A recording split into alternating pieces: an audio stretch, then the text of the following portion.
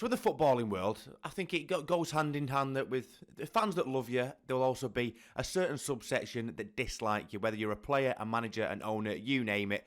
With a yin always comes a yang. But this list I'm looking at today is footballers, again, owners, you name it, players on and off the field that are, well, insanely hated off and on the pitch, to the point where you think to yourself, is there anyone that even likes this guy? Probably not. So we were looking at people on and off the pitch that are widely despised in the footballing universe and beyond. And what a great way to start we've got than the man himself, Pepe. So I was indecisive between Sergio Ramos and Pepe for this first spot. You know, the two centre-back villains of the past 10 years, partners in crime, but eventually went with the OG thug himself. I mean, Pepe's longevity in the footballing game has to be commended. He was still playing at the highest level just beyond his 40th birthday, but that didn't come without infuriating a few opponents and fans along the way. So over the course of his career, he was the notoriously nasty defender, gained the reputation for cynical fouls and other card-worthy antics, the likes of headbutting opponents, digging his studs into crowded opponents and fighting referees along the way. I mean, it's all part and parcel of Pepe's persona, really.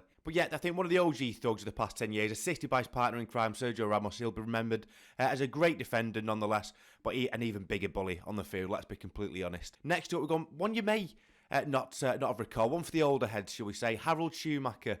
So when you come above Adolf Hitler in a poll of the most hated people, you've done something very, very wrong. I think that's a bit of an understatement, shall we say. However, as Harold Schumaker was reminded when the French public declared him the most despised individual, he wasn't the most liked in the French region.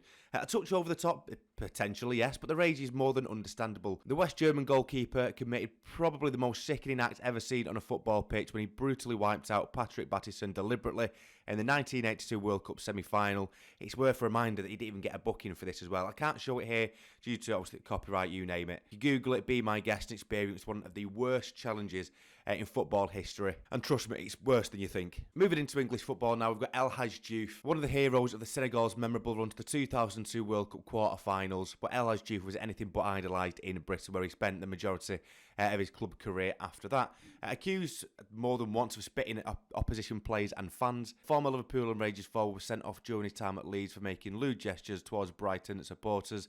A very good player in his own right, but tainted due to his antics off the ball, I think is more than fair to say. As an example, in 2009, Diouf was questioned by police after allegations that he made a racial slur to a ball boy, a kid, during a match against Everton, telling him to F off, white boy.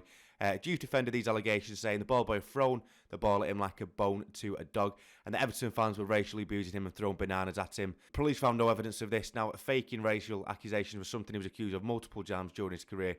Not to allege that this was one of those instances, but I mean, I think you see where I'm going with that one. Another example, in 2011, following Blackburn's 1-0 win over QPR in the FA Cup third round, QPR manager Neil Warnock accused Diouf of taunting Jamie Mackey while he lay on the floor with a broken leg.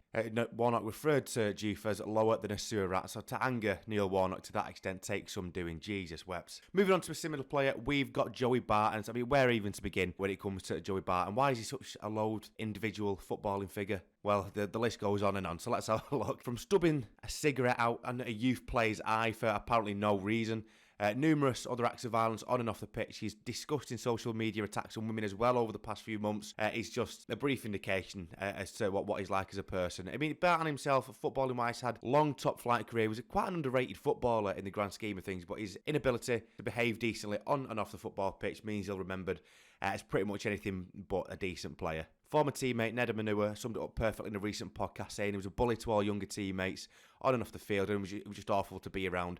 He almost didn't sign for QPR Manua because Joey Barton was there. He hated him that much.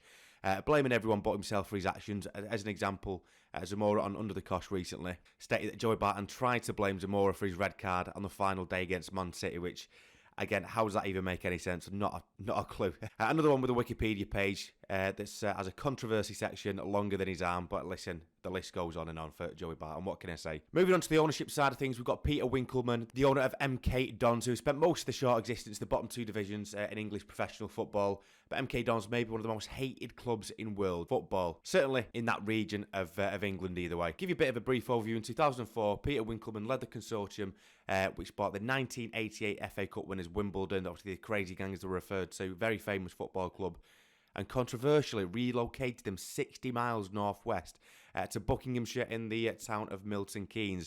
So if you're not an MK Dons fan, this bloke is enemy number one. The US moving sports teams is fairly common practice. The likes of NFL teams moving to different states, different cities.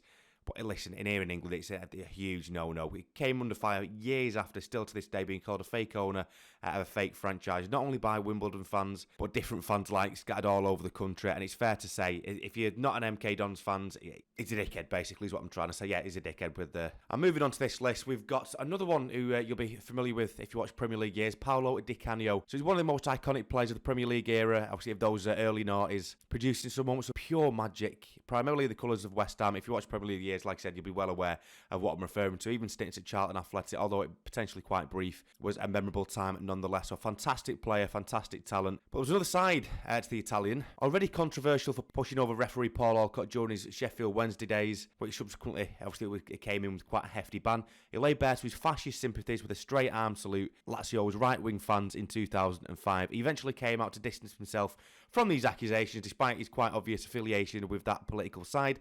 However, he somehow did enough, as years later, Paulo Dybala was employed but then quickly sacked by Sky Sports Italia because of a controversial tattoo, which he usually has covered up, but was wearing a short sleeve shirt for this, and it slipped out, which led to a flurry of complaints, and rightly so, by the Italian public. So he'd be working as a pundit, just to give you a brief overview, as a broadcaster at that time.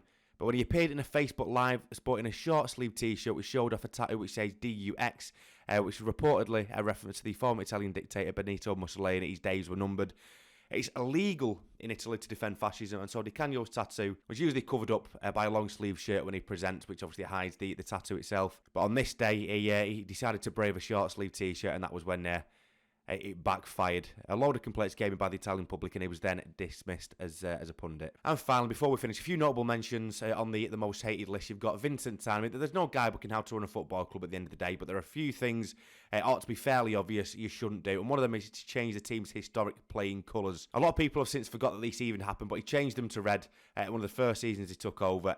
Kicked off massively in South Wales. Well, if you're not a Swansea fan, you'll probably be loving it. Although amid intense pressure by the fans and fan base in general, it only lasted 3 years. They ended up moving back to their blue colours, but Cardiff have been in a slow decline ever since, so I'm pretty sure they hate Vincent Tan as well. And finally, touching on, again, the ownership aspect of it, there's so many owners that I can talk on here. That you got the Wiggins issue with the Bahraini consortium last year that almost killed them yet again, but the ones that finally did pull the trigger in August 2019, you got Steve Dale. Bury became the first club in 27 years to be expelled from the EFL.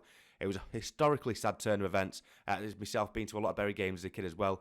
The former FA Cup winners twice were sent under due to Steve Dale and his greed, essentially. In a horrendous attempt at asset stripping, the ground, Gig Lane, the club itself, Steve Dale was understandably vilified by the club. Not even just the club's fans itself, the fans in football all around the UK. Astonishingly came out multiple times saying that he had no real care for Bury as a football club and didn't even know there was a football club called Bury until he purchased them. So, yeah, Bella number one, Steve Dale. Although saying that, Bury are now back on the rise on obviously the non-league circuit, but wish them very well. Hopefully one day they'll get back to where they deserve, and Steve Dale is nowhere to be seen. But regardless, thank you very much for watching. It's only a sort of brief part one. There's a huge list that I've got here, the likes of Sepp Blatter, Jose Mourinho, a bit of a polarising figure as well.